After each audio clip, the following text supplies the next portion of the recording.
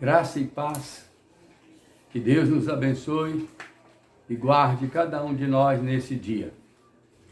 Queremos gravar esse vídeo para esta noite você poder ouvir a palavra de Deus. Quero ler em Efésios capítulo 1, o verso 13 e o verso 14, que diz assim: em quem também vós estáis, pois, que ouvistes a palavra da verdade, o evangelho da vossa salvação, tendo nele também crido, fostes selados com o Espírito Santo da promessa, o qual é o penhor da nossa herança para a redenção da possessão de Deus, para louvor da sua glória. Pai, em nome de Jesus, queremos agradecê-lo por este momento. Queremos pedir que tu possas trazer uma revelação profunda da tua palavra para nós. Possamos ser edificados, fortalecidos em ti como corpo do Senhor. Pai, que haja uma unidade entre nós, de propósito, de fé e de coragem. Pedimos isto em nome de Jesus. O tema da minha palavra nesta noite é: meu irmão tem algo para mim? Esta é uma pergunta que eu tenho feito nesses dias de pandemia, de tanta dificuldade, e dessa reclusão que nós estamos passando, de quarentena e fechados dentro de casa, para evitar um mal pior. Por isso, eu coloquei como tema desta palavra: meu irmão tem algo para mim?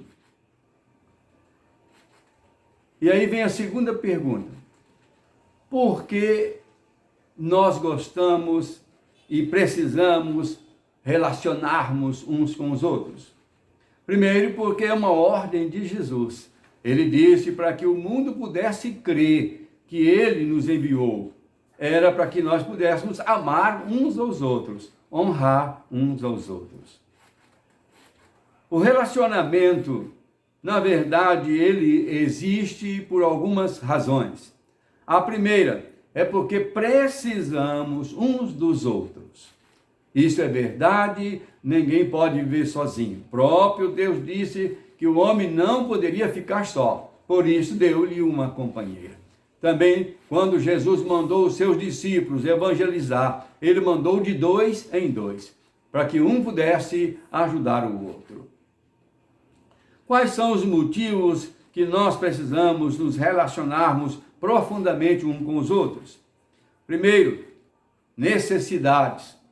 2, as derrotas da nossa vida, as fraquezas. Então essas coisas levam-nos a querer ter o nosso irmão do nosso lado e manter um relacionamento profundo e verdadeiro com ele. A Bíblia afirma que o meu irmão tem algo precioso de Deus para mim. E isso importa que eu busque a Deus para que isso possa acontecer. Aquela viúva de Sarepta, por exemplo, ela não sabia, mas naquele homem de Deus estavam os recursos e as necessidades que ela precisava. Por isso, ela resolveu sacrificar e fazer uma morada para aquele homem.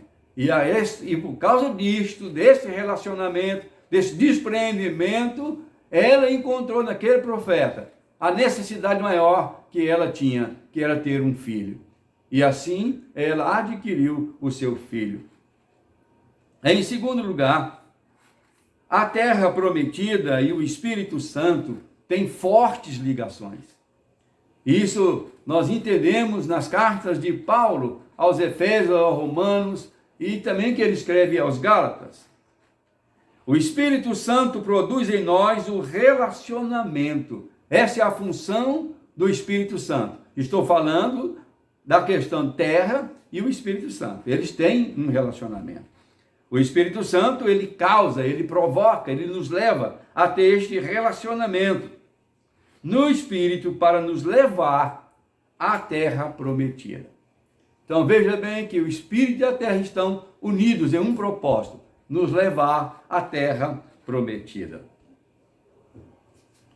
A terra prometida, a Canaã, aquela promessa que Deus tem feito, ela está confirmada lá em Apocalipse, que diz que A terra é a casa de Deus, a nova Jerusalém, onde Deus habita e falará com o seu povo redimido.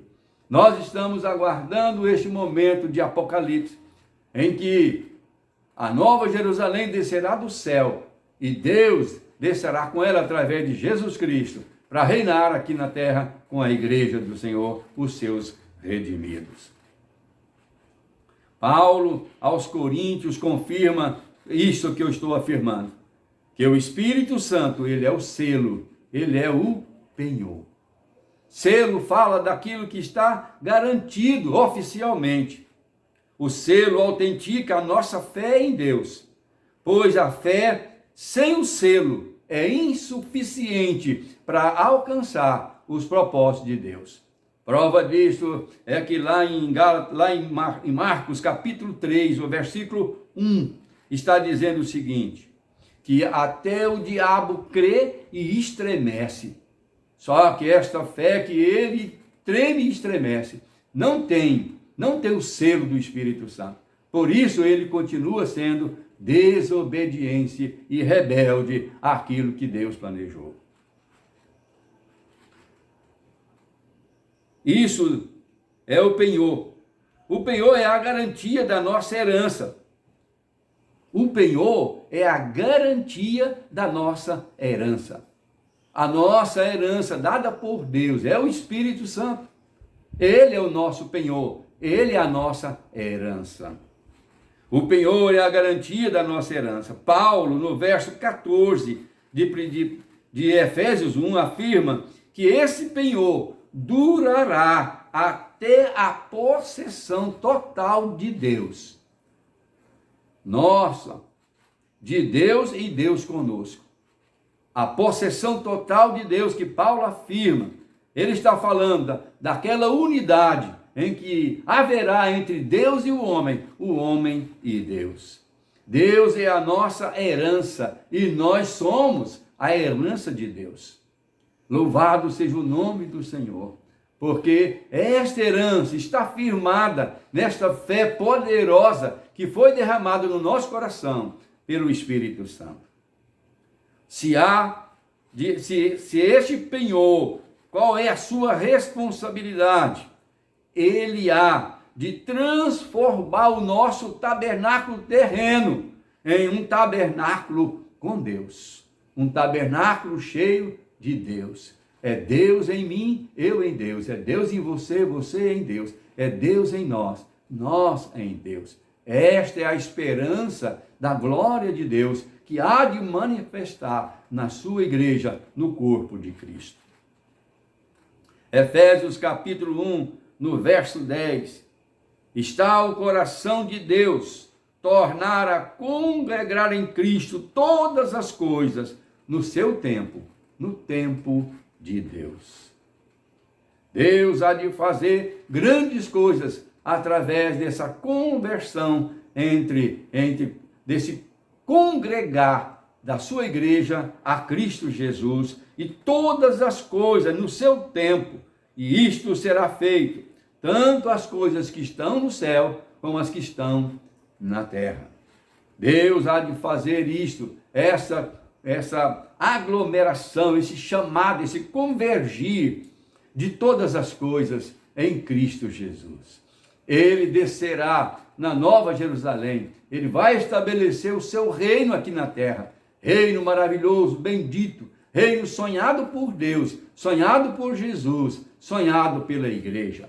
Nós, o corpo de Cristo, estamos unidos e fortalecidos nele, nesta esperança de um dia encontrar com ele nas regiões celestiais, e ele então nos abençoará, nos transformará tremendamente naquele dia.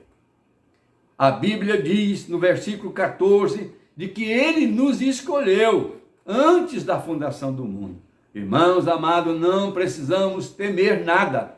Não precisamos temer nada. Não precisamos preocupar com nada. Estamos guardados em Cristo Jesus antes mesmo da fundação do mundo. Ele nos escolheu por amor, nos predestinou por adoção de filhos de Deus, por Cristo Jesus, nosso Senhor. Ele nos escolheu, nos predestinou, ele determinou pelo seu poder, pela sua autoridade, pelo seu entendimento e vontade. Ele então determinou que esses dias nós estaremos guardados em Cristo Jesus.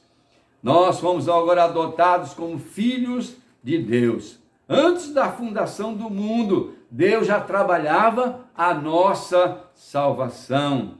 E mais do que isso, ele trabalhava também para que fôssemos transformados de pecadores em filhos de Deus. Filhos de Deus, essa adoção de filhos tem a ver que toda a vida do Pai, ela é trazida para nós. Nós estamos usufruindo de tudo aquilo que Deus tem para nós. A nossa herança é Deus, é aquilo que Ele realizou, é o seu propósito maior. Isto é, ter a vida do Pai para dentro de nós, fazendo de cada um de nós herdeiro de tudo que o Pai possui e tem. Você é filho de Deus, nós somos filhos de Deus. Tudo que é do Pai é nosso, por causa da filiação, que Ele mesmo, por amor, nos filiou em Jesus Cristo. Eu peguei como exemplo lá de Gênesis a questão de Abraão. Deus fez uma promessa a Abraão e disse para Abraão: olha, da tua semente eu vou levantar nações, reis, profetas, eu vou abençoar a nação inteira, todo mundo será abençoado por ti, por aquele descendente que eu darei a ti. E esse descendente é Cristo Jesus, nosso Senhor. Isaac foi o único filho que Abraão teve, já com quase 100 anos de idade. Sara avançada em idade, mas teve um filho. E esse filho chamou Isaac. Isaac, então, agora tem a filiação de Abraão. Ele é filho de Abraão, ele é o único filho de Abraão. Então, ele é o herdeiro total de tudo que Abraão possui. Desculpe. O que é que Isaac herdou do seu pai Abraão? Eu anotei aqui: bens materiais. Tudo aquilo que Abraão conquistou, de bens materiais, de ovelhas, de gado, de jumentos, de ovelhas, de cabras, de jumento, tudo que ele conquistou, agora pertence a Isaac. Sua posição de príncipe, daquele cujo Deus é presente com ele, também Isaac herdou esta posição de Abraão. Herdou a terra de Canaã, uma promessa feita a Abraão, mas Isaac como filho, como herdeiro, ele assumiu e tomou posse de tudo que estava ali naquela terra de Canaã. E em último lugar, ele herdou todas as bênçãos de Abraão. Assim, através de Isaac, Deus levanta a Jesus Cristo. Através de Isaac, Deus levanta o seu herdeiro maior. E esse herdeiro, de uma vez por todas, conquistou na cruz todos os nossos direitos. Por isso, tudo aquilo que ele conquistou na cruz é direito nosso, é herança nossa.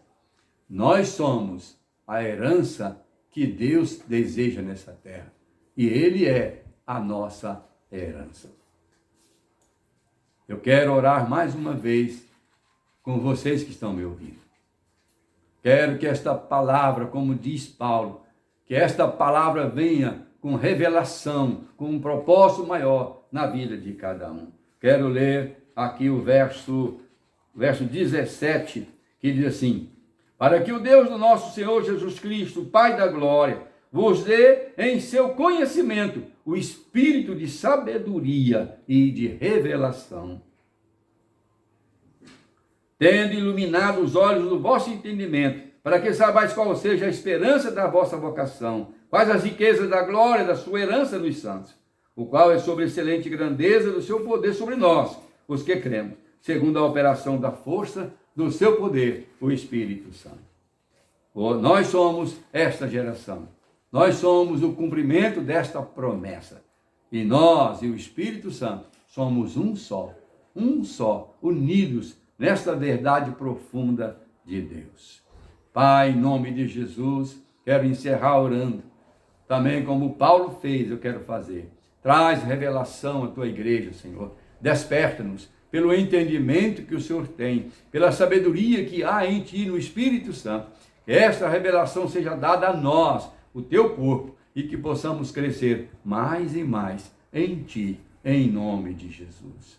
Que Deus possa te abençoar, em nome de Jesus.